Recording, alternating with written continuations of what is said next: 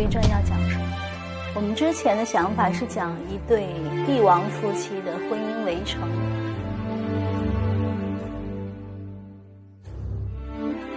臣妾乌拉那拉氏受恩于君，令主中宫，必恪尽厥职，端理后宫。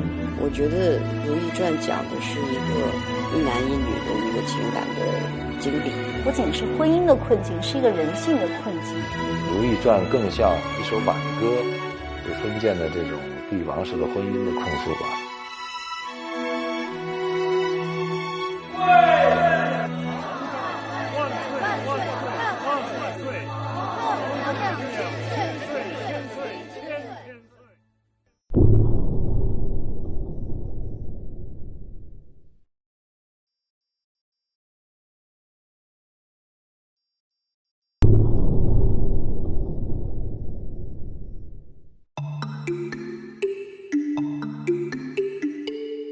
我对他的小说感兴趣的原因也是他整个的还是基于一个对历史基本尊重的基础上创作的。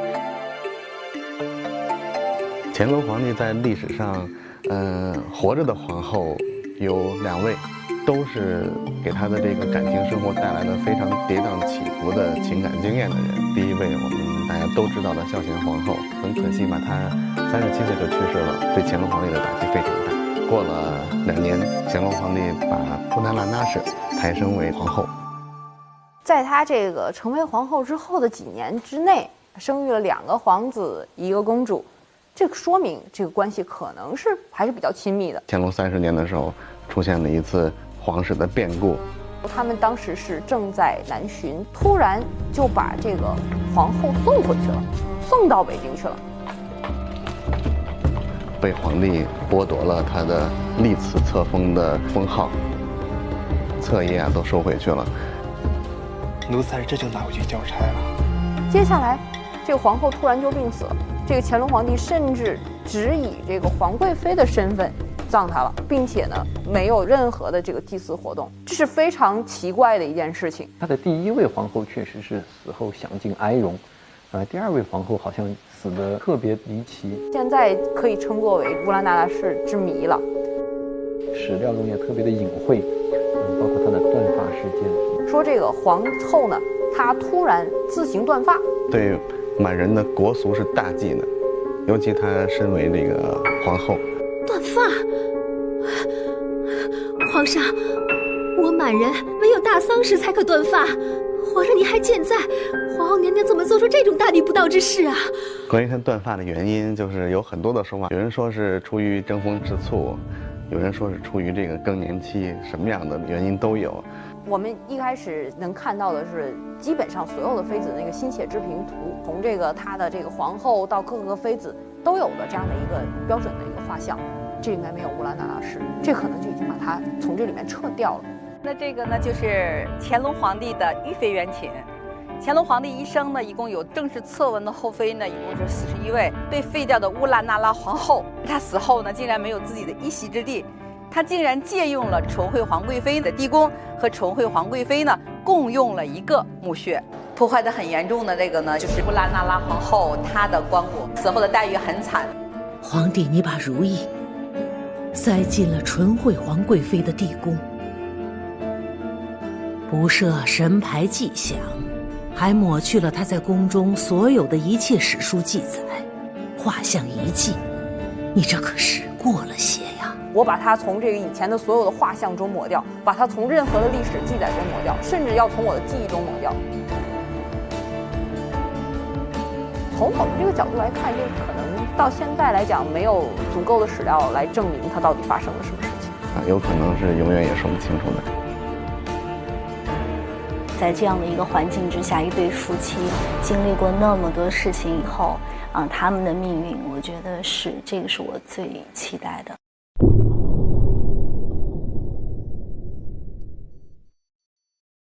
现在到我们开拍16年，就整整4年的时间，主要是跟编剧在不停地沟通剧本。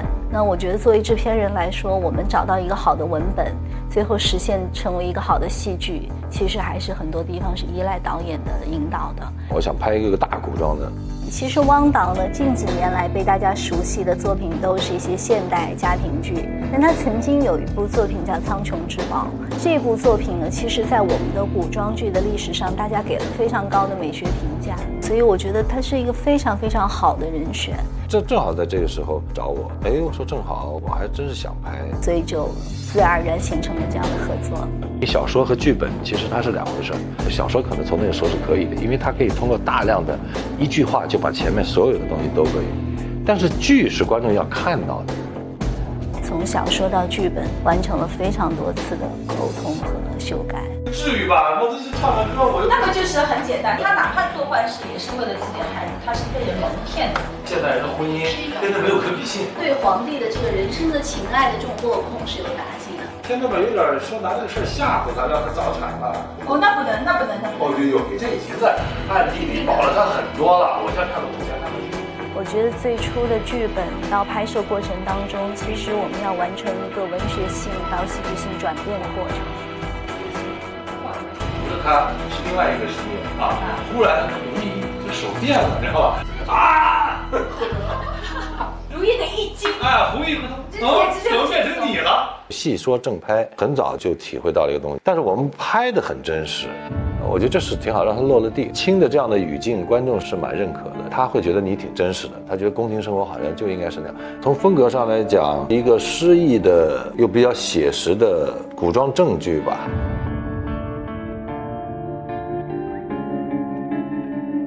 很多人都在说《如懿传》要讲什么？我们之前的想法是讲一对帝王夫妻的婚姻围城，围城的是外面的人想进来，里面的人想出去。其实呢，在宫廷当中，没有人有出去的可能。但是我想说的是，其实是婚姻的困境，是一个人性的困境。而《如懿传》可能更多的是探讨的人性的各种可能。我希望观众把它当一个艺术片来看吧。要把一个好看的故事，最终用演员每一个人物来表现的时候，还要解决这个叙事和整个人物建立之间的问题。那周迅呢，之前呢，就是肯定是先找他。我记得那个时候他说，我现在没有时间了啊，但是呢，我们看一下剧本了。直到他们把剧本看完，说可以谈，把手中其他的事情都忙完的时候，跟我们第一次见面已经隔了很久很久了。很激动，虽然心里有过期待是周迅来出演，但没有想到会成真。周迅在我们剧里就是定海神针这个作用，就感觉有他在真好。因为我自己没有拍过清宫戏，也是想要在清宫的世界里就演一演。从形象到表演，我觉得如懿可能就是这个样子。第一次我们在另外一个电影里面合作，然后演戏下来感觉都彼此觉得很舒服，然后才有了《如懿传》。霍建华呢，因为之前我跟他拍过《女医明妃传》，然后宣传的时候我在上海专门去找他，我说建华要不要我们再来拍一部古装戏？霍建华的颜值非常惊艳。其实我有跟他聊过，我说电视剧中的弘历他不是一个完美的男性，为什么你会愿意来出演？我觉得这是一个很难得一见的角色。他说我本来就不想去演一个十全十美不食人间烟火的人，我愿意他复杂一点，去挑战自己。其实全剧我觉得最难演的就是乾隆，有时候觉得乾隆好可爱啊，我要是女观众我也会喜欢他。然后有时候又好憎恶这个嘴脸是吧，那么狭窄。谁做的？谁做的？是臣妾所为。就是这种两极的东西，演员演着很过瘾，可能编剧和也写得很酣畅淋漓。其实就是很难在一个影视剧里面把一个人物写得这么的全面。他真正注重的心理刻画，尤其到后期，每一场戏都让我那个眼神我都觉得都对、都准，都是我想期待的那个样子，给你很多空间去发挥。从霍建华本人的表现来说，我非常满意。他不只是长得帅，有比他长得更帅的，但是霍建华他就有他的魅力。你一直拖着乌拉那拉氏的事不处置，乌拉那拉氏谋害皇嗣，罪不可恕，理应即刻褫夺封号，废为庶人。他眼睛里的很多东西可以做到让我被融化，他对如懿的一切我都能够理解他的每一步。君梅姐就是像好朋友一样，叫一下，他就说好啊，很开心啊，来了。被邀请了，然后就是参与到这个剧组，饰演太后钮祜禄氏，没有其他的角色可以演。吴君梅很可爱，以前都合作过，大大咧咧的哈，没心没肺那样哈。你这头牛，我还真是牛，我猜的。你这头牛，不是每场戏的结局都有定数的吧？皇后要失去身份才对。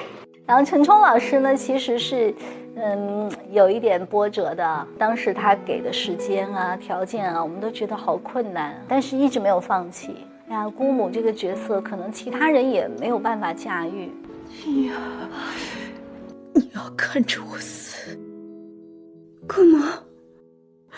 请乌拉那拉氏已经有一个妻妇了，再不能出第二个妻妇了。然后我们再不停地谈，最后终于争取到他来。张丰毅老师他一来以后，我们觉得对了哈，是很难得的合作。你今天为了自己的婚事来求朕，弘丽啊，你已经大了，你该开始替朕分忧了。与你合适的，未必是你所愿的。总的来说，跟这些老戏骨合作很愉快，戏完成的很好，台词啊什么的都很棒。这3个人非常非常的合适、准确。看着我就想笑。演员，因为这决定整个戏的风格。因为这是我第一部参与的古装戏的作品，也是演员参与人数最多的作品。其实真的挺焦虑，不知道哪儿找到那么多好的演员，而且筹备的时间也并不是很长。在《如懿传》选角的这个过程中，特别的严谨，特别的漫长，见导演，然后试妆、试戏之类的。上回改用4个货的白花单做了香包送去我们的，这回再做好的，我们也不要了。你现在稍微有点像小主了，不太像个丫鬟。自己把自己放到这个角色里面做着。演戏是什么？就是人物关系。你跟秦丽和跟金玉妍在一块儿，它是不一样的，那是奴才。我们试了多少戏啊？不停的试戏，反复。有的人来过4、5次、5、6次的都有。每天见演员，他也每天见得头晕脑胀。某种意义上讲，导演也算是有时候会纠结，但是没办法，这个戏的压力太大了。我每一个演员，首先形象要跟我想象中的这个人物符合，看他以前的作品。看他的表现能力啊，各方面综合的东西，不完全是颜值方面，当然颜值很重要，但是表演能力也非常重要，兼顾吧这两者。工作量还是很大的，导演也是很辛苦的。大部分是看实力，但是小部分也是缘分。那个时候我们5个月的时间见了2000多个演员，这个阶段是付出更多的。我们这个所有的角色大概加起来是324人，我还挺满意的吧。这次对整体来说，是不是新人这都不重要，我觉得重要的是他是不是那个人物吧。汪导是演员出身，他还会演戏，所以他对于演员现场状况的一种情况调整，对于戏的把控和整体表演节奏的把控敏感度更高。非常非常喜欢跟又能演又能导的导演合作，因为我认为演员在表演创作的时候，有的时候真的是需要导演去指导你。演的没有问题，就如果咱们要合作的话，就希望你身上能有一点特质，怎么能创造一个形象？汪导在演员情绪的把控，包括戏的调度啊、戏的节奏，特别棒，特别准。一个演员如果说能碰到这样的导演，很幸福的一件事情。前期的具体分工嘛，汪导在那边呢，他选演员，我选景。2、3月份以后啊，我就大部分时间就在外地，苏州啊、宁波呀、无锡呀、横店啊，我都来了好几次，包括内蒙。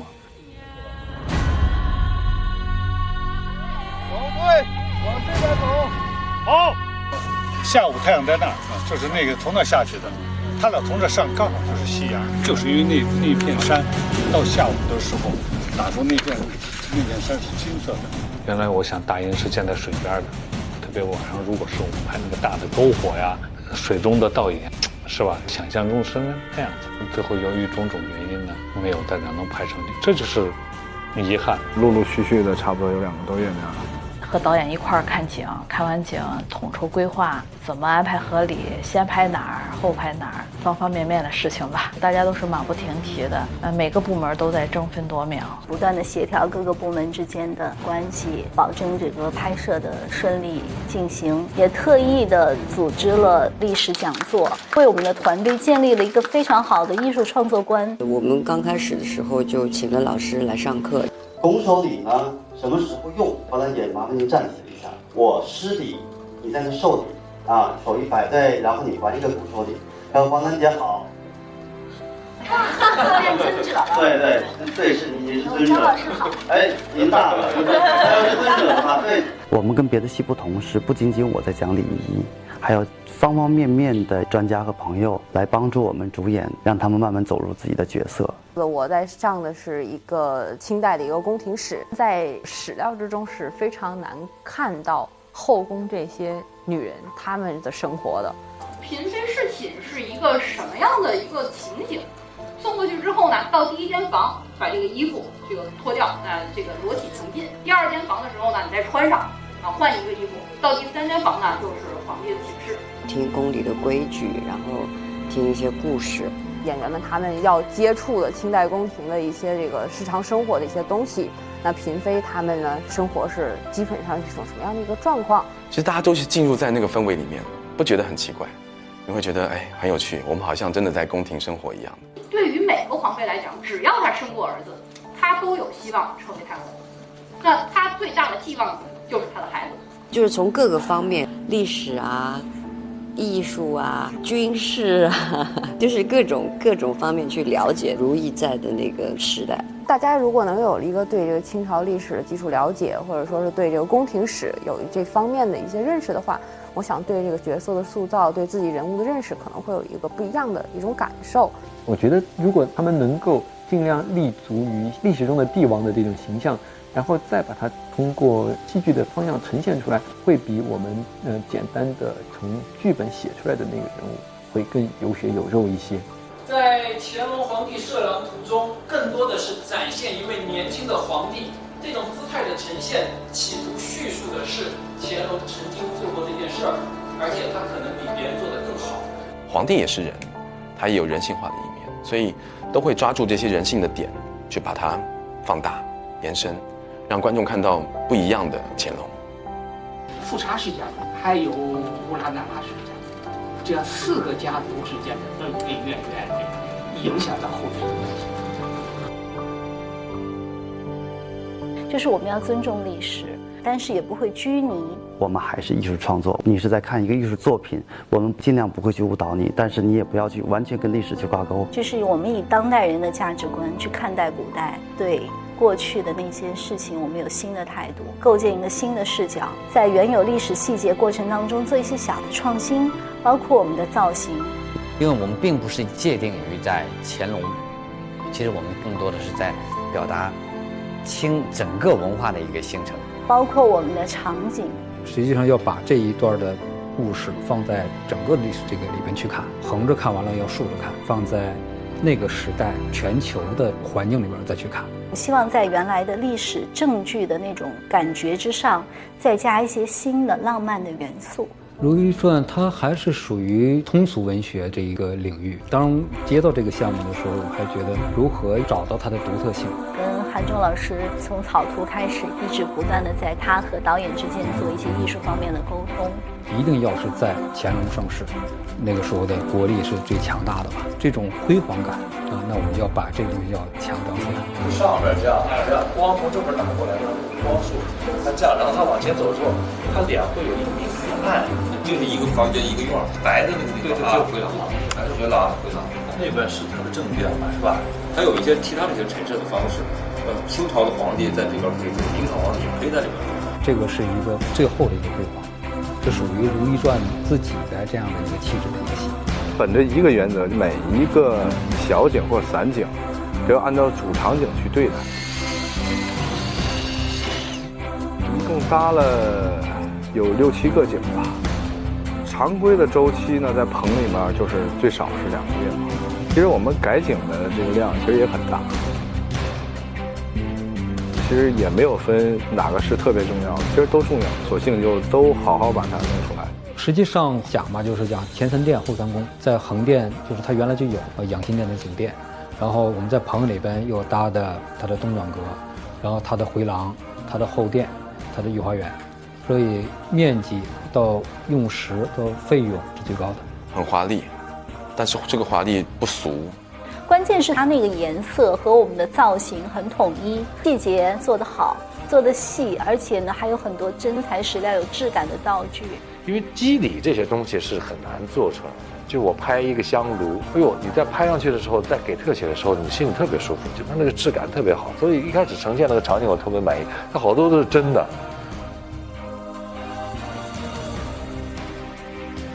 这是一个浑然一体的一个艺术作品，所以还是希望观众能够从这个戏里边找到一个总体的感受。你会觉得有历史依据，但是同时又有不俗的现代品味。这个美术的感觉是走在很前面。我觉得清宫戏也就这样了吧。韩中这次的美术做的分寸把握得很好，就是写意和写实之间、唯美和真实之间做了一个很好的平衡。张世平跟韩中也是一样的方式。这次主要是因为周迅他说他很希望跟张老师能够有一次清宫戏的造型合作。18有周迅，15号开机。因为我们13号想拍海报，他的妆有没有可能在那天确定？他没用，没戴过，没做过。你写一想，不然你做的天亮了就完。在这之前呢，张淑平老师没有做过清朝的服装造型，周迅也没有演过清宫戏，这一点是真的啊。所以呢，这次大家都觉得很新鲜，一拍即合，开始合作。我跟张淑平一聊，我就觉得他的想法特别，就是我们能不能往回找，我们真去挖掘，把所有的以前清宫用过的东西，我们都看一看。这次用了很多古董，所以其实你在想那个时候，他们就是这个样子的。真正的复古复到那儿去，挺棒的呀。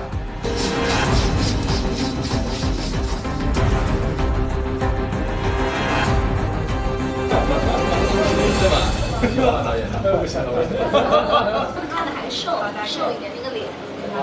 陈东勋老师呢，我觉得他其实在这次的造型过程当中非常的用心。他跟我说，他希望是把这次的造型当成对清朝服装的一种自己的理解。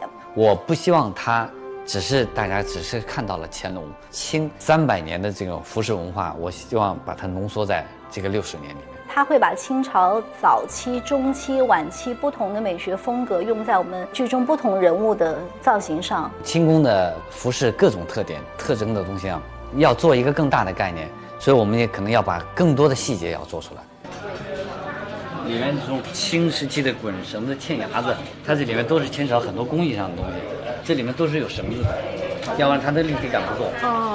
肉眼你几乎是看不出它有瑕疵的地方。包括我们牛舌领，尤其是前门襟的这一块，做多大、多宽、多窄，然后它的滚边到底是有1分还是2分还是0.5。这次呢，在面料上面用很多纱质的面料，包括用背心的这种形式啊，也是一种创新的探索。陈老师对于各个细节要求都特别的严格。比如像这种所有的绣品的颜色，到最后我们完了之后，我们最后还要重新再染。有一些颜色达不到我们想要的，还要再手工再去重新去染一下。特别艺术，它特别有想象力，这一点非常可贵。我们拍出来那个衣服加上那个头饰是非常有质感的，一看就是制作非常精良，而且是花了心思去打磨的，拍出来都非常的震撼，特别精细，特别好看。它在那个光下面会有不同的颜色，我会觉得。我整个走到现场的时候，那一刻把那些衣服往我身上一挂的时候，我自己都觉得立马就是在清宫里的，然后立马就是太后了。我能够感到那个太后，我能够摸到她。哎，我每件都爱，我想把它那个都带走。观众将来肯定会一饱眼福的，因为造型、服装都特别美。真的是很美，我会觉得整个的人真的是从这个景里面走出来的人。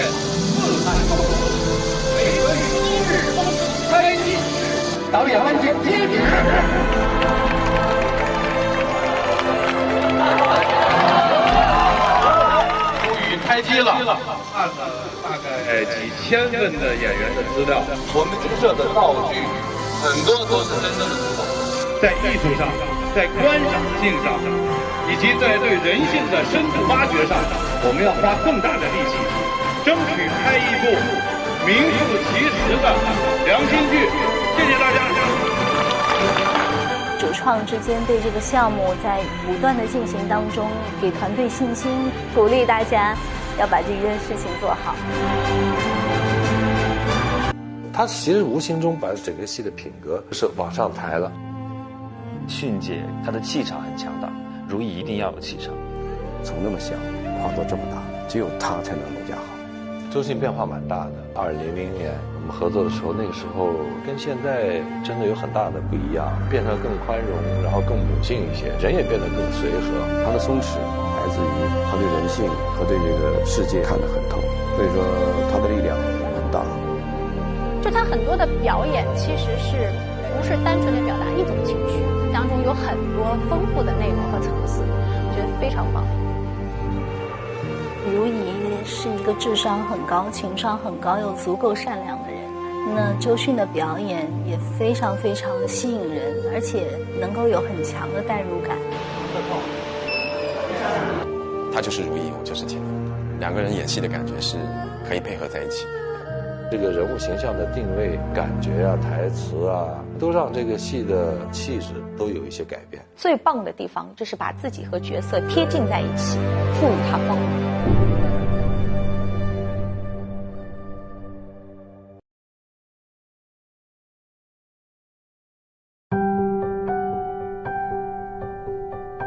《如懿传》就是生命里面你好像一定要去碰到、一定要去做的一件事儿。因为空白，所以无迹可寻，所以相对比较自由。他会把自己整个人、整个身心贴近这个角色去演绎、去加强，听一些故事，对，然后再根据自己的想象，然后又去了趟故宫啊，然后穿上他的鞋子，然后戴上他的指套，就是各种方面都去了解。去那个做指甲的地方，把它做长，就把它真的留到这么长。把自己的那个指甲磨得还留下一层薄薄的粘上去的。就你每天早上粘是吧？哇，回去再粘上我的自己的那个。对呀，你粘在我的指甲上，又不是粘在肉上。对。哎呦。刚开始的时候，我只是戴指套，一直戴着这个。我说你不至于说一直带着这个，他说哎，这是下意识。这现代人戴那个护甲肯定是不方便了。看他吃酸奶是这样吃的，我说那姐你平时洗脸啊？他说就这样洗啊，就这个翘两个手这样洗。我知道他是为了要去创作。他说如果说没有平时一段时间的习惯，他说会戳到自己的。穿鞋子，因为那个走路还是要很那个驾轻就熟的。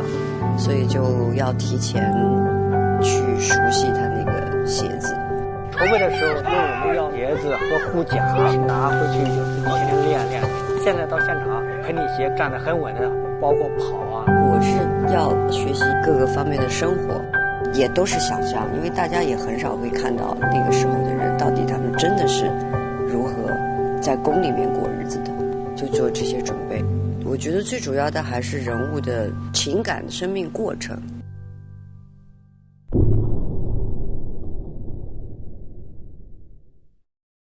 预备，开始。他从小生活在那个环境里边，他的姑母又是皇后。姑母这个角色更多的是把如懿作为一个筹码，保证自己的地位。乌拉那拉氏没有前朝重臣，只有后宫的女人。你我就是要延续乌拉那拉氏的荣耀。清月哥哥，我觉得他从小就知道他这个命运是很难改变的。你一定要做母后皇太后吗？宫规祖制在此啊。那他有他的家族责任，就是要当皇后。已经有了皇上的眷顾，你是乌拉那拉氏唯一的指望，你要得宠，你要做皇后。我觉得是压力，但是我又不能不去做的一个压力。作为青樱，她是乌拉那拉氏的亲侄女，我是钮祜禄氏，我本来就是要把乌拉那拉氏给灭掉的，最好就是后宫不要有乌拉那拉氏了。皇上口谕，皇四子弘历封宝亲王，乌拉那拉氏为宝亲王侧福晋。希望最好不要让她作为我的儿媳。我好不容易干掉你姑母，你的乌拉那拉氏皇后，又来一个，对我来说是最好是不要有这种可能性。从上一代的越好，其实我没办法结的。但是儿子最后还是要了他，一个是我爱的人，一个是他的母亲。如懿知道一定要和太后好好相处。从一开始的不接受，到慢慢的看到她身上的一些不同于其他女人的一些品质。在这个过程当中，其实太后她发现如懿真的不是要当皇后啊，就是她是真的是因为爱这个男人。皇帝说你千方百计去求他，为的是替哀家移宫进言。如懿也利用过太后和皇上的关系，去知道太后需要什么，然后跟皇上说要尽孝啊。当然皇帝要尽孝，但是从如懿这个角度，他可能还有就是说我帮太后去说个话。皇上刚刚登基，忙于朝政，一时顾不上，哪怕臣妾身在前邸，也是该提醒皇上的。如此可怜，移宫之事还需要你这样一个守孝之人去劝皇帝。到最后太后对如懿是有改观的一个态度，他会记得就是说那我们就和平相处嘛。青樱之名是臣妾幼年时所取，所以想请太后亲赐新名，许臣妾斩断旧过，祈取新福。其实他是向我表示他的屈服。那你最盼望什么？情深意重，两心相许。我觉得他在青樱的身上，他会看到他自己的某些缩影，看到他过去。如懿，好不好？在这场戏当中，太后希望青樱从乌拉那拉氏的青樱变成了他的如懿。如懿是为求生存，太后是为了表示示好，是一种敬意，所以才有了我们如懿这个名字。其实我觉得到如懿这个名字之后，其实我的生活还算如意的。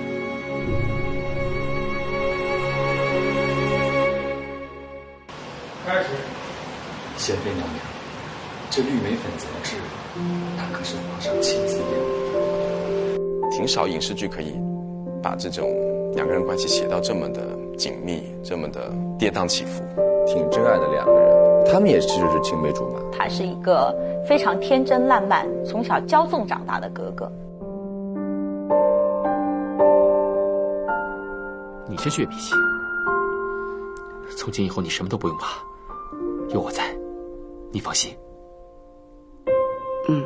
这三个字对于如懿来讲，就是这个男人给她的所有的，就是你不要怕，不要怕，是一种极度的安全感。当他说这些话，就算我有一点怀疑，但是我爱你的时候，我还是相信。他是坚持对感情的美好，尤其是夫妻之间的信任和尊重。一生一次，心因一动，他的生命最核心的一点。这个意思极好，一次心，一次心一动。臣妾以为是一生一次心一动。这个解释好啊，真喜欢。是一个敢爱敢恨的人，因为他很聪明，其实他完全可以脱离这个是非中心。对如懿本身来讲，我觉得他是很清楚，他不想要去那个地方的，因为他从小在家里，他很明白这些斗争啊，这些东西。但是因为爱，他还是把自己卷进去了。你心里有皇帝对吧？难道不想跟他生同寝，死同穴吗？你只有成为他的皇后，才能跟他生死不离。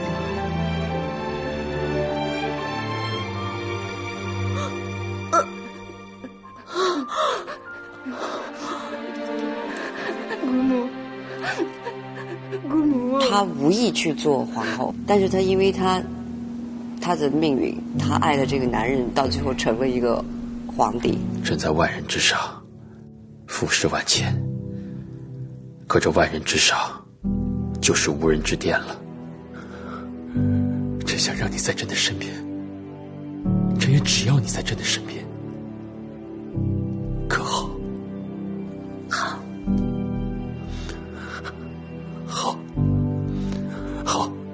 就是说正在万人之上，孤单的很，我要你来做我的皇后。臣妾或许看不清后位，看不清前路，也不够看得清皇上，可皇上说他孤单，臣妾就只想到他身边去。我最喜欢就是把她封为皇后的那个阶段啊，我们感情很好。终于是真的皇后了，从内衣都很好了，朕已经叫老师们准备了，可以让我在皇中小弟到老。其实像如懿和皇帝能给青樱这么一段情，其实已经是一个奇迹了。恰巧他幸运的是，他还爱那个皇帝，而且是两情相悦的，不是那种我爱他他不爱我那种，而且是他幸运在这个地方。但是他到了那个位置上，他就会有一个责任感，就是他要护的是要护好这个国君。开始。娘娘，皇姑娘娘，皇姑娘娘，娘娘您醒醒啊！我都是在劝和，但是我又能够特别理解他，因为人的性格使然，有的时候是看着特别心疼，但是无力。其实皇上作为一个天子来说，他是当年是可以这样的，但是对于如懿来说，他心里可能会有一些不太舒服，因为毕竟是真爱嘛。但如懿也是很大爱的那种，也是一直在默默忍受。个人对如懿是非常非常同情，我觉得她受了很多很多委屈。给你的补药都吃了吗？怎么还是那么憔悴？永景是朕盼望已久的祥瑞之子，结果却因此违心，合不住你的命数，木村子王。作为你孩子的母亲，你怎么会相信青天剑的话是我克死了我的孩子？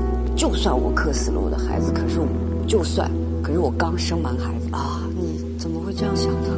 这个对于一个女人来讲，其实是很伤心的一件事情。委屈。这两个人其实都是蛮可怜的人，觉得很心疼。对他到底是什么感情？从小就喜欢他嘛，你从小你就进王府，到最后你面对的是一个君王，他的改变，他还是爱他，直到相近的出现。把面纱摘掉。一开始来说，他们像一对情敌，因为毕竟是相见，让如懿觉得皇帝的爱情不在自己身上了，是因为觉得这个男人的心在动。当这个皇上那个心开始动的时候，他是害怕的，他那个时候是很痛苦的。也许本宫也失去了曾经恋恋的少年了。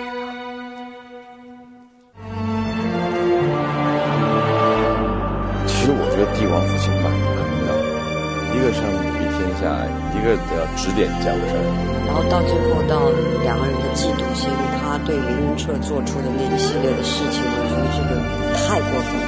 可是，在过程当中，他作为一个国君，他必须是有怀疑的。虽然这个多疑到最后是毁了我们，我从小陪着你，我是什么样的你不知道。在这个故事里面，那个如懿一次一次幸福。其实我觉得就是一个爱情的一个过程，会慢慢的消失掉。在这个几十年的相处过程当中，因为各自的成长和各自的变化，所以到最后造成他们两个的破裂吧。不可以顶撞这样忤逆朕，如此咄咄逼人，不仅比不上孝贤皇后的贤德，连令贵妃的婉顺都比不上。累积起来一件一件的，就到最后断发的时候，如懿跟皇帝说：“我当这个皇后已经很累很厌倦了，我最好不要当了。就是我从来也不是要想当皇后。”如懿，其实这个戏真的是道尽了这两个人的一生一辈子。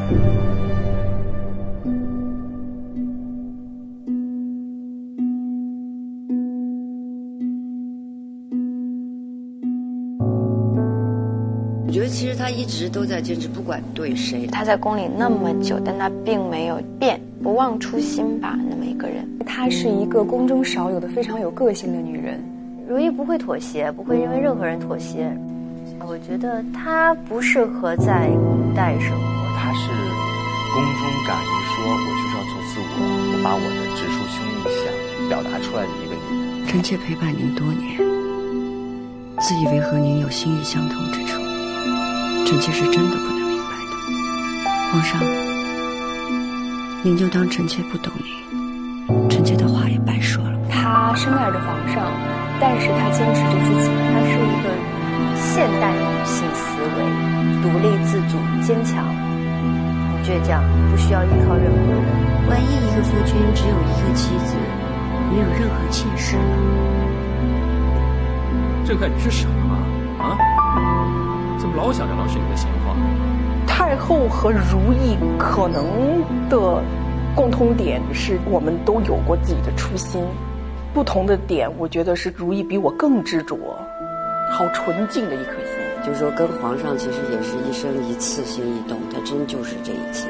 在宫里有那么多人害他或者什么，但是他通过自己的方式就是选择和面对。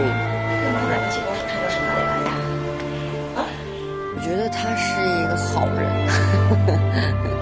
他明白深宫的法则，但是他不屑于去用。如意是非常有底线，不会去争什么要什么。你是出身后族，又有皇上的情分在，如果真有继后，也应该是姐姐你啊。我从来要的都是情分，而不是位分。他是很明事理的，他懂得一个人的德性是什么，不冤枉谁，不去制造那些没有的东西出来去害人。他的性格是还是很正直的。主，皇上特意派人送来的礼物在外头，您去瞧瞧。绿梅非常难得，骨骼清奇，其实很像如意的那种性格。她不会去为深宫的这个环境去改变自己的本性。两心之间梅香一缕，绿梅难得，皇上的心意更难得。他喜欢梅花是因为寒风里是吧，彻骨是吧，才能闻到花香那个。因为他喜欢的是南方的梅花，他到了北方他活不了。我记得后面还有一场戏是跟皇帝之间的一场戏，就是讲到如意，其实他就来错了。也许他本就不该是这宫里的人吧。如意就是说，其实我是不适合在宫里。他的性格是贯穿的，叛逆也好，他什么也好，他是贯穿始终的。他应该是自由的，他喜欢的那种自在安然，他对感情那种坚持执着是不会变的。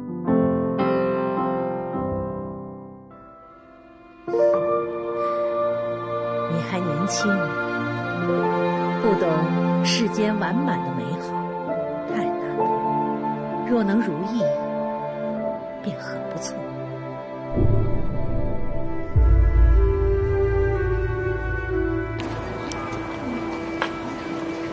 苏丽云其实在很多时候是一个没有攻击性、很没有伤害性的这样一个女子，所以她和如意的关系就属于那种比较熟的朋友。到中期的时候，兰华走了这一段时间，我觉得比较熟的朋友因为一些利益发生了分歧。哎呀，我也抚养永皇这么多年，知冷知热的疼着，闹了半天，还是不如你。祭酒礼已过，大家休息片刻吧。本宫让御膳房熬了些八宝甜汤，大家都可以用一些。在后期的时候，我觉得就非常坚定地站在了如意的背后去支持她。对如意是喜欢，然后崇拜、敬仰，反正就是当成姐姐一样。这里也有台词说，皇后娘娘就像我的姐姐一样，她是真的很喜欢、很依赖她。但如意对梅若，我觉得可能就是关爱，因为她毕竟是小嘛。然后还有就是梅若比较简单，没有那么多坏心思。我记得娘娘曾与我说过，皇上是您的少年郎。和如意可能有一种惺惺相惜的那种感觉，因为如意她也说她曾经有过一个少年郎，他们曾经非常的美好相见。其实他也没什么要求，他就是跟如意一样爱一个男人。自己心爱的人没有了的时候，就是要自杀。但是皇后娘娘就是劝他活下来吧，跟他讲了很多的道理，在那一刻可能给了他一种力量。那在深宫里面可能没有其他人跟他说一些肺腑之言，只有皇后娘娘跟他说他是非常的感激他的。他之前在皇宫里面都是从来不对任何人行礼，但是他面对皇后娘娘，他还是会非常尊敬的说给皇后娘娘请安。而且相见也是一个比较重情义的人，他说以后的话我一定会不惜一切，我都会偿还。所以他跟如懿是有一种那样子的情感的吧。哎，萱姐，我的女神，第一次跟她我们两个就单独的对手戏的时候，我这样扶着她，她这样手搭在我上面，我是站状态。萱姐说你不要抖了好吗？你一抖我也紧张。不是违背自己良心的事情，索性都愿意去为如懿做。其实索性就是一个如懿身边的连接各方面这样一个桥梁，跟江雨冰的这个关系和李煜的这个关系，导致他们最后都非常忠诚于如懿。如懿娘娘这个人是非常好的一个人，因为我还有点喜欢索性嘛，我也会对她的主子好，因为她的主子好了，她才能好。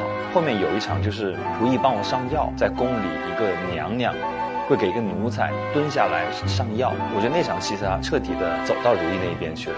一是因为情感，二是因为他看中如懿的人品，了解这个人以后，你会不由自主就会帮他，而且这对他来说也是行正道。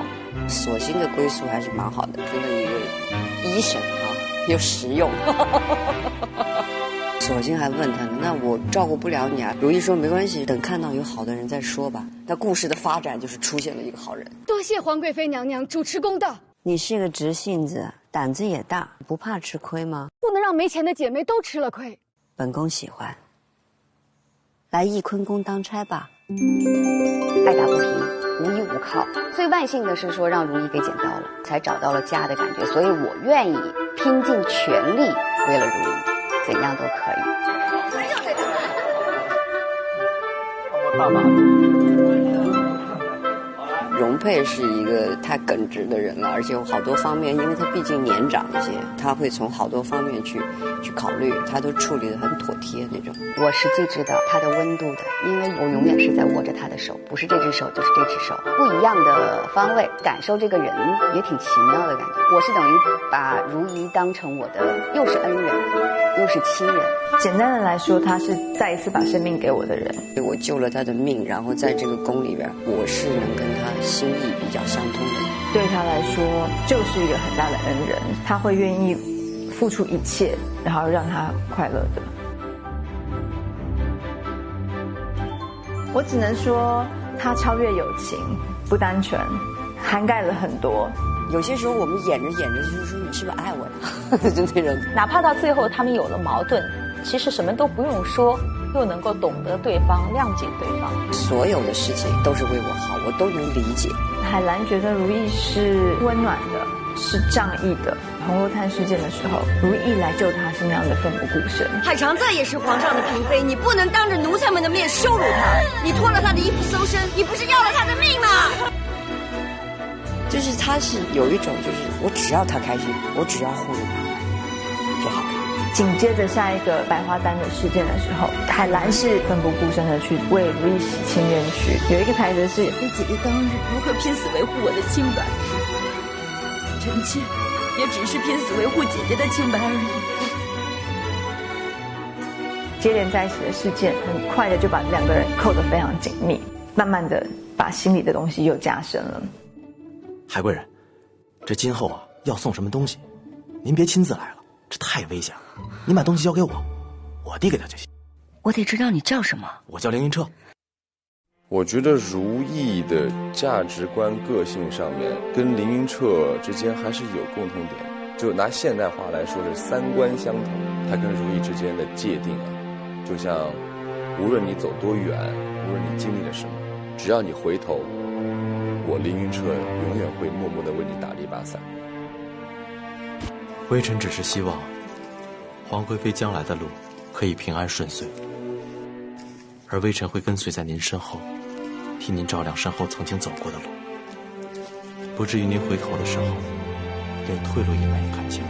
就那种情感是在一个宫里边，你对对方你是可以安心的信任的一个人，对，所以他对如懿来说也是非常重要的一个人。大什么呀？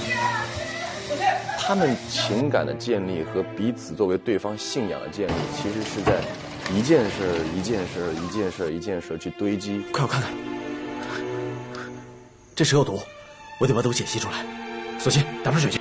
无论是事件上的堆积，还是岁月上的累积，就经过这么长时间，它成了一种情感，经历太多的生死，这才是他一生的宿命，也是他的任务，也是他一生所希望做的一件事情。在这红墙里边，在我寒冷彻骨的时候，给我温暖的是你和李云彻。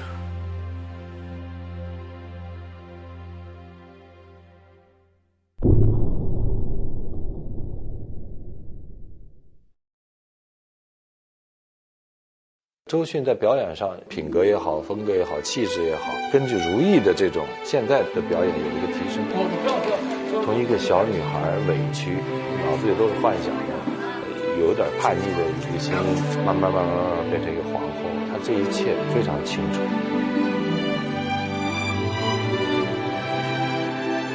她也很辛苦，这一路来就是没有做其他事情，就很专注在这个戏里面。她是真的付出了很多。拍戏的时候没有太多的时间，每天都台词啊什么的。他非常认真的在看剧本，在揣摩角色。有些时候他会说：“那如懿这个时候会怎么想啊？如懿这个时候一定不会这样啊！”真是佩服他，我真是太用心了。那种台词量，他头天晚上得做了多大的功课呀？基本上很少看他拿剧本。你要知道，他是属于那种认真到一个词一个词都会去细细琢磨的人。就是他每天做足了功课，他每一场戏都有自己的想法和见解。最细的一组镜头就是有一场戏刚跟皇上吵完架，周迅老师要看，印象特别深，是有特别细腻的点出现。他有一个过门槛的时候停一下，他看看他那场戏是怎么表现的，然后有没有到位。他觉得不 OK 的话，他可能会要求再重新来拍这场戏之类的。周迅的表演也非常非常的吸引人，而且能够有很强的代入感。演戏下来的感觉都彼此觉得很舒服。那很多东西都是剧本上没有的东西，但是因为我们都在那个角色里面，又是很好的朋友，所以到最后是基本上都没有什么不用去交流了。他的戏呢是绵里藏针，看似很散淡的这样戏当中，他内力很大。他是一个非常有灵魂深度的演员，我不敢使劲对着他眼睛看，我觉得他眼睛非常有杀伤力，强大的力量会包裹你。胆大妄为，祸乱国政，桩桩件件，哪件冤了你？不敢，让他饶命！你说不敢了，你一定会被顶罪吗？我觉得迅姐很多东西不是我们能够学得到的，是她就骨子里的东西。她杀伤力不是攻击性，她的眼睛很深邃，你知道吗？很大，然后你会看进去，会想她在想什么，就会被她带走，所有东西都在眉宇之间。迅姐的眼神有一种探究人的一个感觉，用眉宇演戏，用气场演戏，用你眼神去演戏。他的演技是出神入化的，演这么好，真的是这个人的生活经历阅历到那儿了。就一路看他这样，越演越好，又那么敬业，而且又那么上心。她真的是一个很有精灵气的女人。看她处理一些感情戏，我觉得哇，这分寸感简直太厉害了。我觉得真的是好演员都是用心在演。比如有一场戏是他被他的丫鬟阿若陷害。奴婢伺候您多年，可是主自从被太后禁足，心怀怨恨，日渐乖戾。其实如懿只是给了他一个眼神，那个眼神的内心潜台词就是我对你那么好，你居然会害我。就那一个眼神，我看了好心疼。所以我觉得迅姐真的是好的厉害。你少说一句啊。是因为我要扇她的耳光，然后我就走到迅姐的面前，用我的手测量了一下她的脸，好小的脸，我就非常的紧张，怎么办啊？我感觉自己做不到。迅姐就用了另外一招，你打不打？我没有用，你不要恐吓我，我要打你，我自己会难受死了。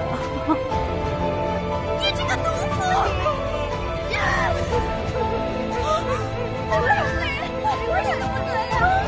我不是说科班出身的，我并不知道我这个下手到底重不重，我也不知道他到底疼不疼。啥动作啊？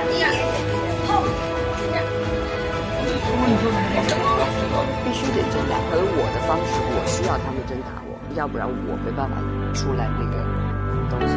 迅姐，我觉得拍戏的时候她非常的敬业。有一天就是我和美若去送她一场戏，她就坐在马车里，因为那个马车非常晃，机器要架在里面。副导演就说：“迅姐，你不用去帮他们搭戏了，让我们自己演。”然后迅姐说：“哎，不行不行，我还是得上去，要看着她的视线，她一定要自己亲自去帮你们演。”所以那个时候就觉得真的是非常非常的感动。他不会去过分的去张扬，他作为这个戏剧的中心点，他是非常明确的，而且他把周围的这些跟他在一起搭戏的人，整个气氛都非常好。他的状态永远是在一个创作，所以我们都说迅姐是传递给大家能量的那种人。然后迅姐就在任何的一个场合，她都会有这种东西传递给我们，呈现出来那种工作状态是比较，就给大家的感觉好像相对来说轻松，但是里面是非常紧的。包括对每一场戏的要求、准确度，表演它非常的准确。我想我们都有这个心去做好作品，在做好作品的同时，我们又有一个很好的一个创作的氛围。他有很真的一面，他是很真性情的一个人。他生活中是一个就挺幽默的人。我觉得他生活下特别可爱，他会跟你开玩笑，感觉整个人就很开心。他在私底下更像一个小孩子。你发现他就是个少女。小女生，她会在那里唱唱跳跳，自己在上面就感觉跟表演一样。哎呀，我应该站到这儿来。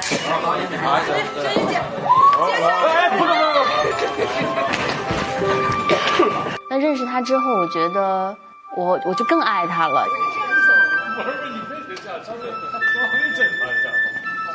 我觉得她像一个小朋友一样，有的时候在现场，她说，想吃一个什么东西了，我觉得她眼睛里都泛着光。说着说着口水就流下来了，他自己就会在那笑自己，特别可爱。我们有时候拍的时候会在监视器里面讨论剧本嘛，然后他就这样把鞋脱掉，然后就盘腿在打坐，然后就在那边，然后边吃东西在那边聊，就觉得那时候就觉得特别像个小孩子。我觉得他非常有灵气，然后生活中又是一个特别感性的人。他在我们第一次见面的时候，然后他没有走到他的座位上，他直接走过来，然后就跟我打了招呼。我当时就觉得特别亲切。只能找一个我心里最顺的，但是我真的是腿很无心的，我真的是老的呀。这个不是我真的。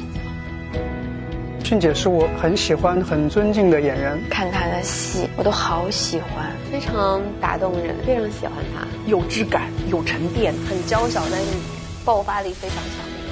特别喜欢跟他演戏的感觉，我觉得太信任了，我真的有成长的过程。他的智商和情商都非常高，他会看透很多东西。他是个有大智慧的人，但是又很简单的人。周迅在表演上一如既往的好，每场戏都很稳。我们一直在说所谓的一种工匠精神、敬业精神，那我觉得在周迅身上就是，一切都很顺利，我觉得这是非常幸福的事情。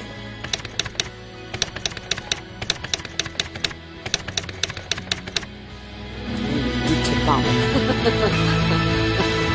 是的呀，我觉得他。周迅在我们剧里就是定海神针这个作用，就感觉有他在真好。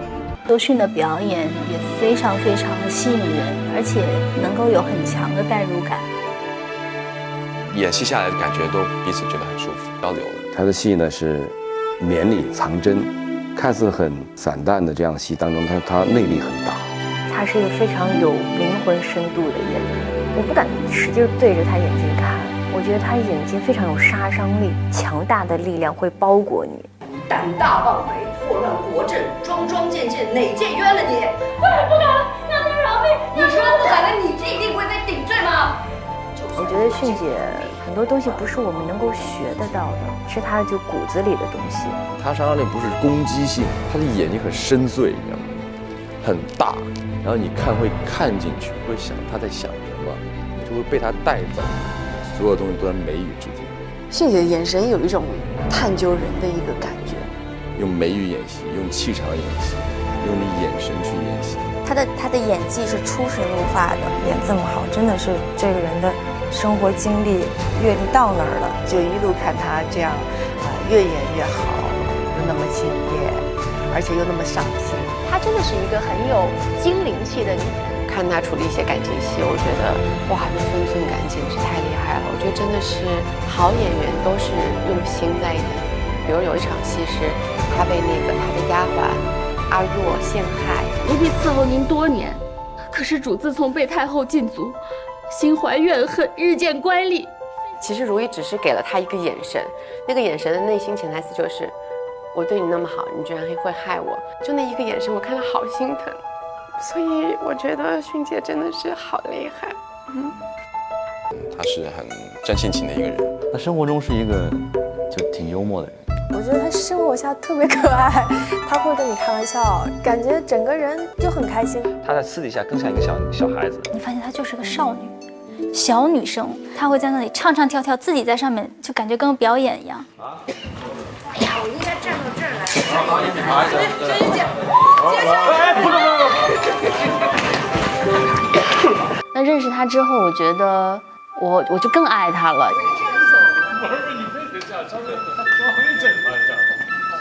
我觉得他像一个小朋友一样，有的时候在现场他说，想吃一个什么东西了，我觉得他眼睛里都泛着光，说着说着口水就流下来了，然后他自己就会在那笑自己，特别可爱。我们有时候拍的时候会在监视器里面讨论剧本嘛，然后他就这样把鞋脱掉，然后就盘腿在打坐，然后就在里面，然后边吃着东西在那边聊，就觉得那时候就觉得特别像一个小孩子。我觉得他非常有灵气，然后生活中又是一个特别感性的人。他在我们第一次见面的时候，然后他没有走到他的座位上，他直接走过来，然后就跟我打个招呼，我当时就觉得特别亲切。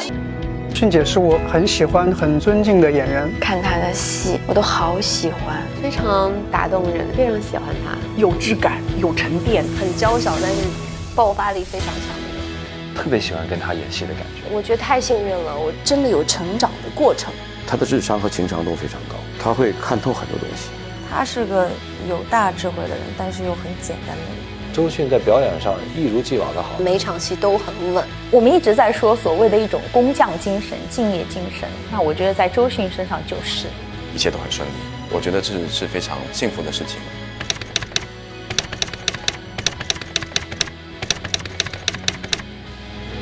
你挺棒的，是的呀，我觉得他。他其实无形中把整个戏的品格是往上抬了。迅姐她的气场很强大，如懿一定要有气场。从那么小跨到这么大，只有她才能更加好。周迅变化蛮大的。2000年我们合作的时候，那个时候跟现在真的有很大的不一样，变得更宽容，然后更母性一些，人也变得更随和。她的松弛来自于她对人性和对这个世界看得很透，所以说她的力量很大。就他很多的表演其实是不是单纯的表达一种情绪，当中有很多丰富的内容和层次，我觉得非常棒。如懿是一个智商很高、情商很高又足够善良的人。那周迅的表演也非常非常的吸引人，而且能够有很强的代入感。他会把自己整个人、整个身心贴近这个角色去演绎、去加强。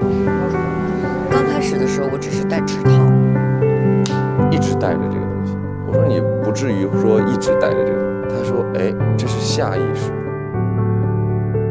之前的人戴这个护甲肯定是不方便了。看他吃酸奶是这样吃的，我说那姐你平时洗脸啊？他说就这样洗啊。就是翘两个手这样洗。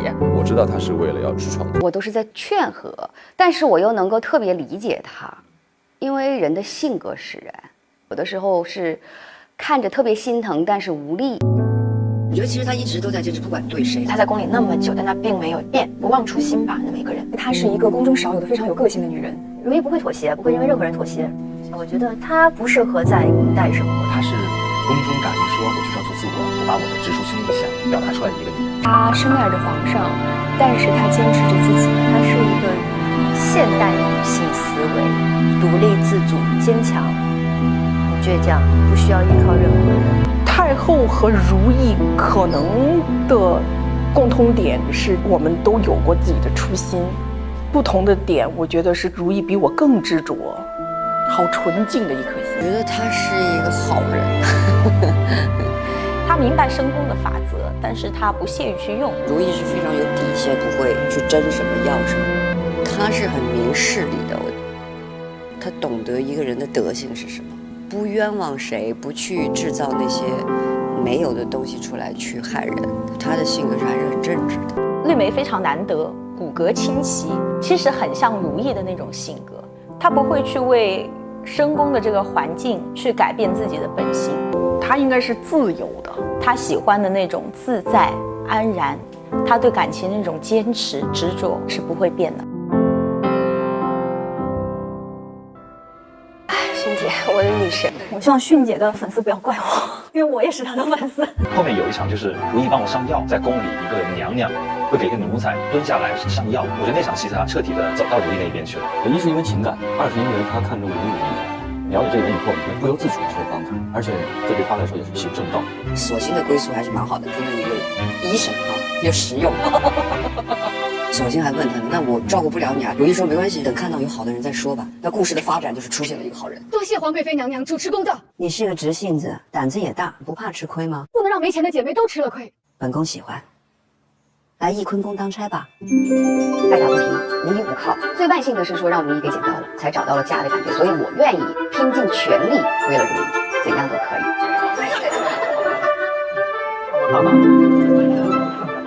容佩是一个太耿直的人了，而且有好多方面，因为他毕竟年长一些，他会从好多方面去考虑，他都处理得很妥帖那种。我实际知道他的温度的，因为我永远是在握着他的手，不是这只手就是这只手，不一样的方位，感受这个人也挺奇妙的感觉。我是等于把如意当成我的又是恩人又是亲人。简单的来说，他是再一次把生命给我的人，我救了他的命，然后在这个宫里边，我是能跟他心意比较相通的。对他来说就是一个很大的恩人，他会愿意付出一切，然后让他快乐的。我只能说，他超越友情，不单纯，涵盖了很多。有些时候我们演着演着就说你是不是爱我了，就那种。哪怕到最后他们有了矛盾，其实什么都不用说，又能够懂得对方，谅解对方。所有的事情都是为我好，我都能理解。很难觉得如意是温暖的，是仗义的。朋友看世界的时候，如意来救他是那样的奋不顾身。海强这也是皇上的嫔妃，你不能当着奴才们的面羞辱他。你脱了他的衣服搜身，你不是要了他的命啊！就是他是有一种，就是我只要他开心，我只要活。紧接着下一个百花丹的事件的时候，海兰是奋不顾身的去为如意洗清冤屈。有一个台词是：你姐姐当日如何拼死维护我的清白，臣妾也只是拼死维护姐姐的清白而已。接连在一起的事件，很快的就把两个人扣得非常紧密，慢慢的把心里的东西又加深了。海贵人，这今后要送什么东西，您别亲自来了，这太危险了。您把东西交给我，我递给他就行。我得知道你叫什么。我叫凌云彻。我觉得如意的价值观、个性上面跟凌云彻之间还是有共同点。就拿现代化来说，是三观相同。他跟如意之间的界定啊，就像无论你走多远，无论你经历了什么，只要你回头，我凌云彻永远会默默地为你打理把伞。微臣只是希望皇贵妃将来的路可以平安顺遂，而微臣会跟随在您身后，替您照亮身后从前走过的路，不至于您回头的时候连退路也没有看清。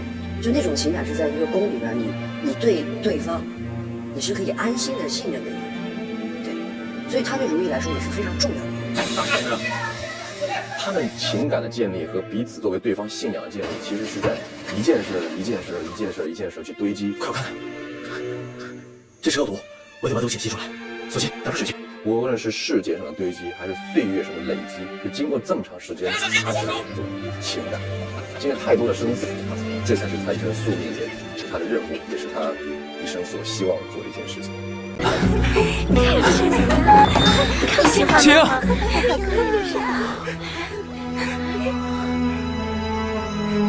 弘历哥哥，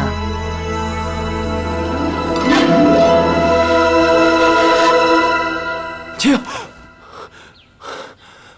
四阿哥，您没事吧？三哥那儿选福晋选的怎么样了？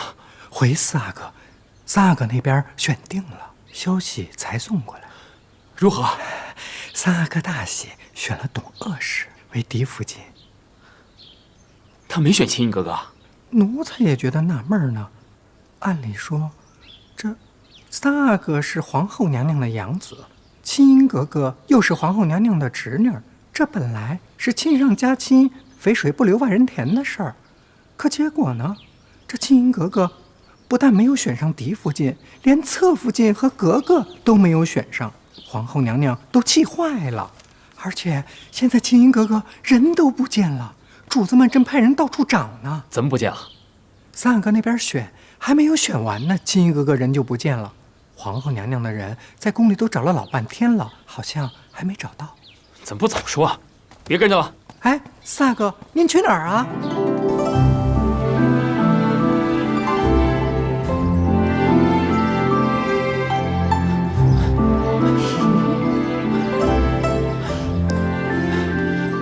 我就知道你在这儿。哈，你的嘴真大呀！找不着你人啊，皇娘那里都乱套了，还怕你落选想不开呢。原来你在这儿玩的还挺开心的。我为什么要不开心啊？你瞧，这是我从姑母那儿偷偷拿出来的千里镜，看得又远又清楚的，给你也看看。我还要还回去呢。哦。看见了吗？三哥为什么不选你啊？我为什么要让三阿哥选上我呀？你是皇娘的亲侄女，三哥又是皇娘的养子，谁都知道三哥会选你做嫡福晋啊。那是你们自己想的，我又不喜欢三阿哥。你不喜欢我三哥啊？要不是阿玛和姑母他们偏叫我去，我才不会去呢。但是，即便我去了，我也有本事让自己选不上。你怎么让自己选不上的？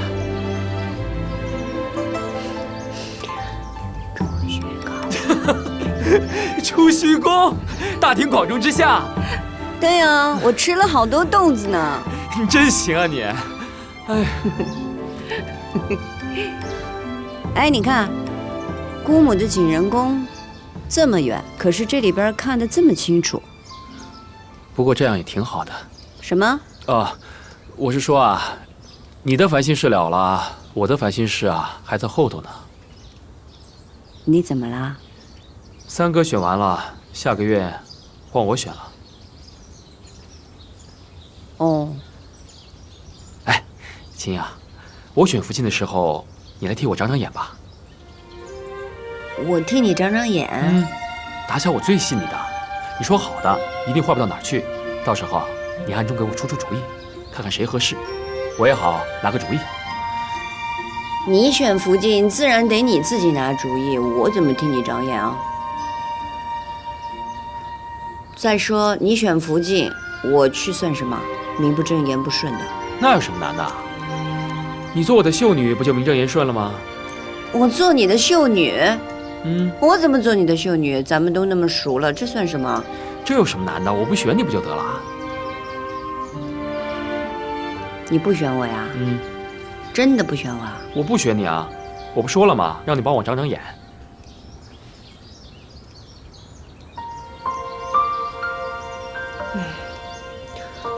那就算我乐意帮你，你的秀女也不是我想当就能当的。这你就别管了，就算我去求你姑母，也会让你去的。我就问你一句，你来不来？不来，不乐意。哎，青，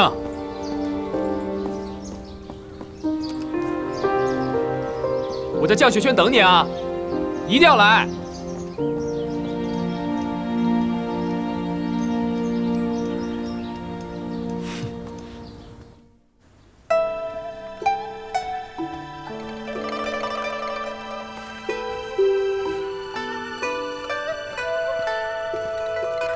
姑母的眼光就是好，这衣裳这么好看，可我又不干嘛，不用穿成这样吧？傻孩子说什么呢？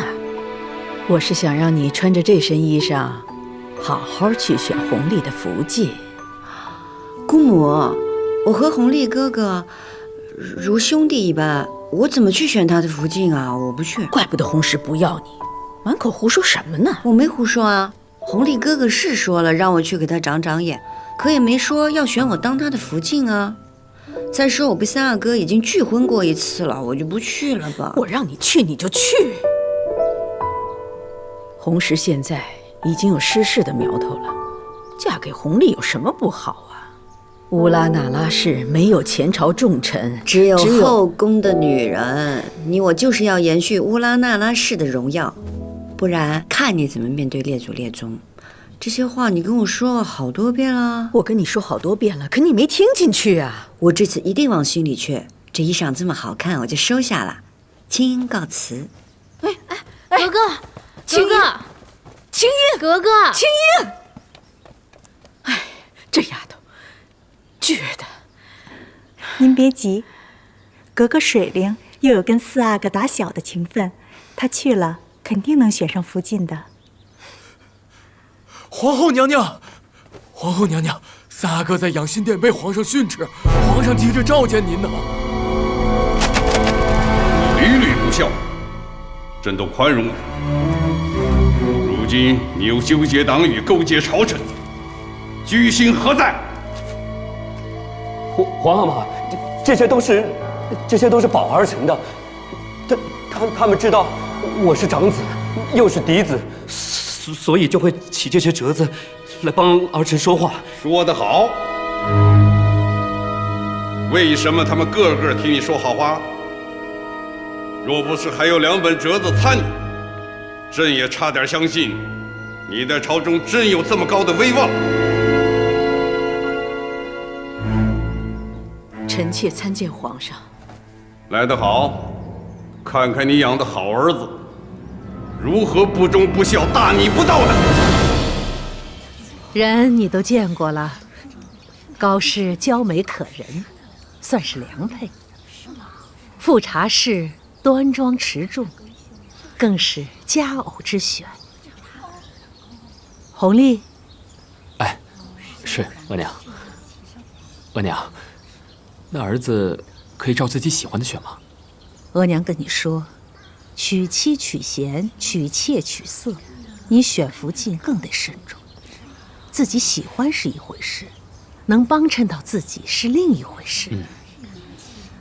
又干系到咱们母子在宫中的来日，你未来的嫡福晋要能帮到咱们才好。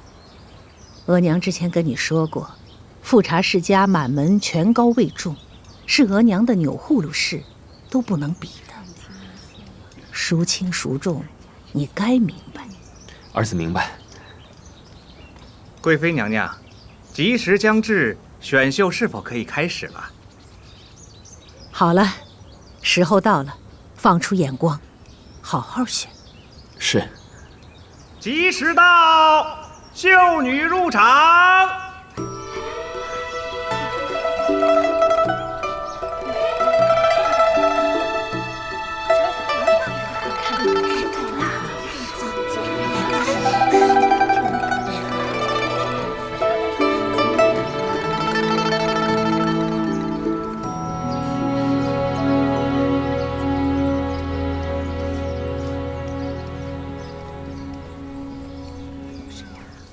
请熹贵妃娘娘安，请四阿哥安。起来吧。谢贵妃娘娘。今日选为嫡福晋的，赐如意1把；选为侧福晋的，赐荷包1个；落选的，赐黄金100两回府。今日参选的秀女有：富察氏满洲镶黄旗察哈尔总管李荣宝之女，高氏镶黄旗包衣两淮盐运使高斌之女，瓜尔佳氏满洲正白旗户部侍郎赛克之女。格格，咱们还去不去降雪轩呀？再不去可就来不及了。您不会是不去了吧？皇后娘娘和咱府里可都盼着呢。你现在说话怎么也跟公母和阿玛似的呀？可四阿哥那儿不也盼着您去呢吗？还说让您给长长眼。哥哥，您说四阿哥这长长眼到底是什么意思啊？难不成真是您指谁他选谁吗？谁知道他什么心思啊？那会不会四阿哥这长着眼就选了您呢？不会，他说了不会的。他要是真的选了我就更不能去了呀。为什么？您不是喜欢四阿哥的吗？我什么时候跟你说过我喜欢四阿哥的？啊，是，您没跟奴婢说，可奴婢的眼睛自己会看的。我不去，我不会去的。别呀，格格，咱还是去吧。不去。格格啊，红丽，去选吧。额娘，要不咱们再等等吧。等什么？青英妹妹还没到呢。青英格格刚被三阿哥拒了婚，想必是自己觉得没了脸面，怕是不会来的。吉时到了，等不得了，去吧，去。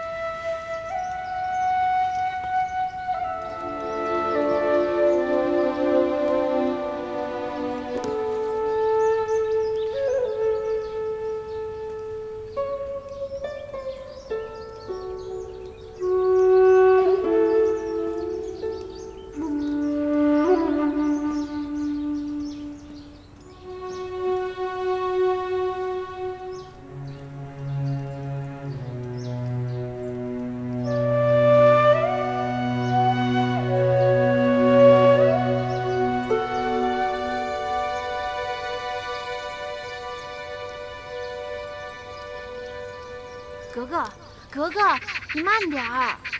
格格，等等我，格格。青衣走，这就是青衣格格。你走哪里去？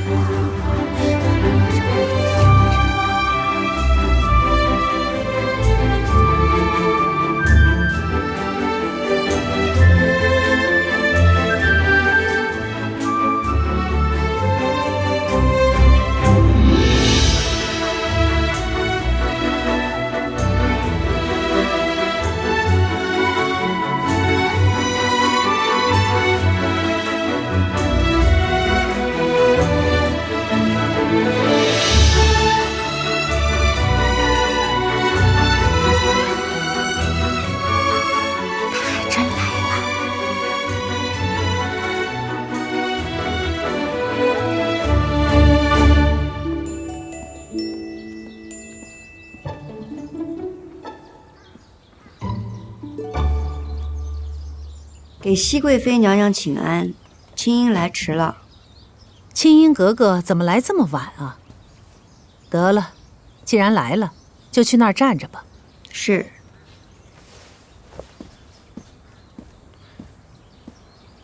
来了。我来看看你选谁，这样的好戏怎么能错过？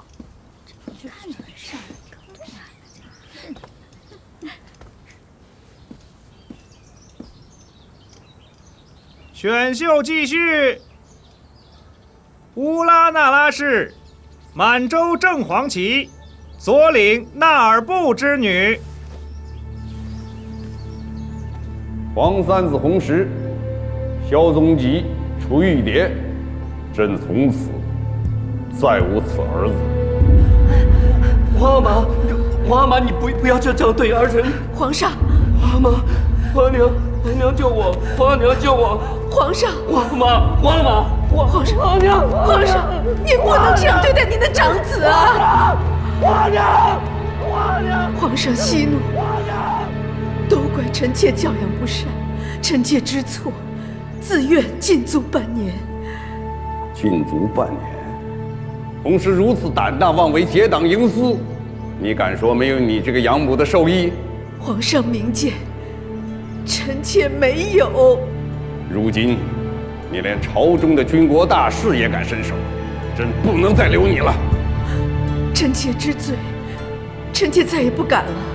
朕念在与你运有一子的份上，不会废后，但也不得不处置你。皇后乌拉那拉氏扰乱后宫，彭擅朝廷，焉得敬承宗庙，母仪天下。皇上，禁足景仁宫，非死不得出。皇上，朕与你死生不复相见。皇上，您不能弃绝臣妾。臣妾心里只有您，才会这般糊涂。臣妾心里只有您，才会这般糊涂。皇上，皇上，皇上！弘历在哪儿选福晋呢？回皇上，在降雪轩。富察氏端庄持重，是为侧福晋之选，赐荷包一个。就是侧福晋，离福晋就是啊。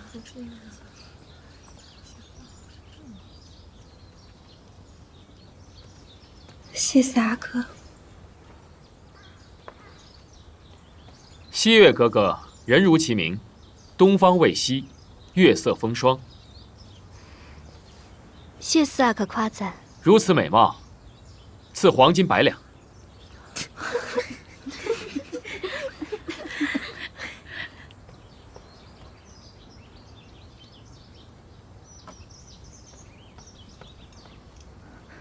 谢四阿哥。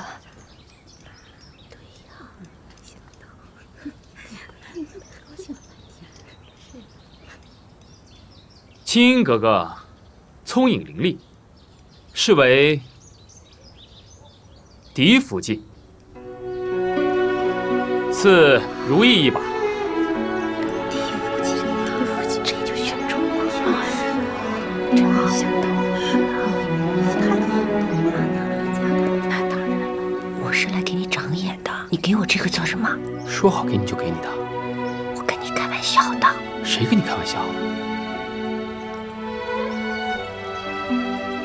这是你的终身大事，不得儿戏。你在哪？我走了。怎么，不敢拿？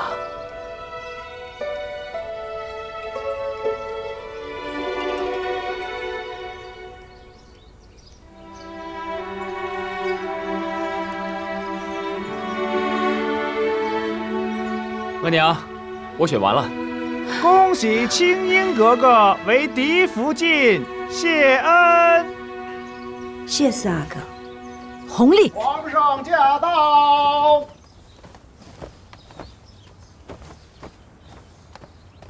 皇上万安。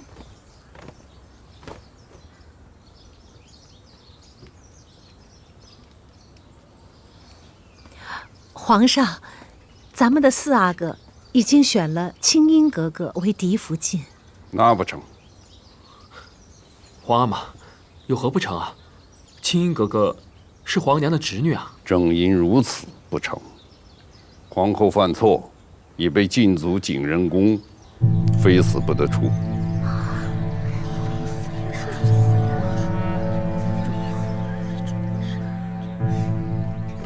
皇上，皇后娘娘犯了什么错，受您如此严惩？皇后谋篡皇位，朕没要她性命，以示宽容。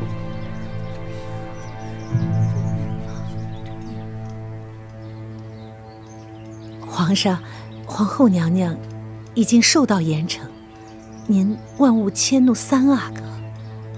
皇上有旨，皇三子弘时、萧宗吉去玉蝶，再非皇室中人。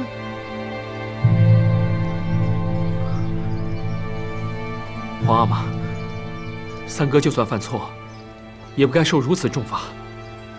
请皇阿玛看在父子情分上开恩吧。天家先君臣后父子，你不必为弘时再求情。还有，青樱是乌拉那拉氏的后人，如今这种情形，他能不能入你的府邸，你要细细的思量。皇阿玛，青樱格格一直待在降雪轩，她什么都不知道，不该无故受牵连。再说了，她被三哥拒婚，如今再失了名分，一个闺阁女子，如何在世间立足啊？你在替她说话。皇阿玛圣明，皇娘犯错受罚，不该祸及家人。青樱格格也是您的家人呐。弘历，别别再惹怒你皇阿玛了。苏培盛，奴才在。送青樱出宫。这，青樱哥哥，请吧。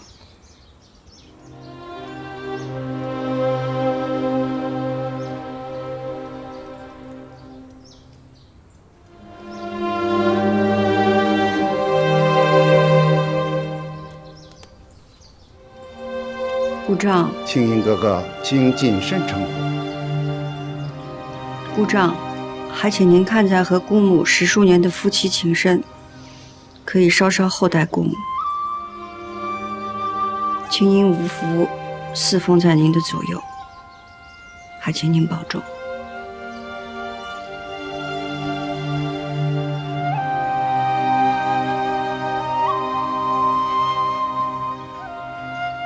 弘历，别失了分寸。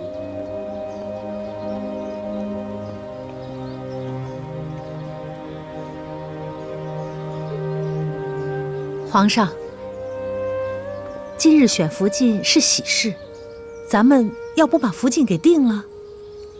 弘历，